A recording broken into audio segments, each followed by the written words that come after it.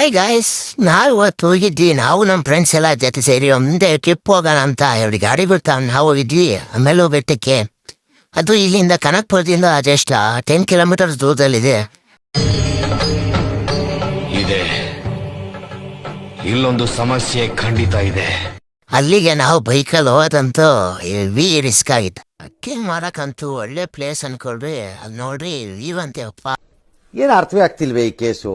ಗುಡ್ಡದ ಮೇಲೆ ಗಾಡಿ ಹತ್ಸೋ ಅಷ್ಟೊತ್ತಿಗೆ ನಮ್ಮ ಹುಡುಗರು ಬೀಜ ಎಲ್ಲ ಬಾಯಿ ಬಂದಿದ್ದು. ಫೈನಲಿ ಅಲ್ಲಿಗೆ ರೀಚ್ ಆದ್ವಿ. ಅಲ್ಲಿ ರೀಚ್ ಆದ್ಮೇಲೆ ನೋಡ್ರಿ ನೀವೇ ಇವನ್ನ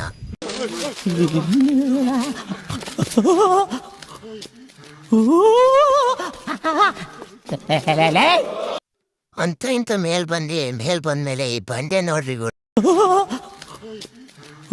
ಫೈನಲಿ ಮೇಲ್ ಬಂದ್ವಿ ಗುರು. ಅಲ್ಲಿ ನೋಡ್ರಿ ಮಕ್ಕಳು ಒಂದೊಂದಲ್ಲ ಫೈನಲಿ ಇಲ್ಲಿ ಬಂದ್ವಿ ಗುರು. ಇಲ್ಲಿ ಬರೋ ಅಷ್ಟೊತ್ತಿಗೆ ನಮ್ಮ ಹುಡುಗ ಅಂತೂ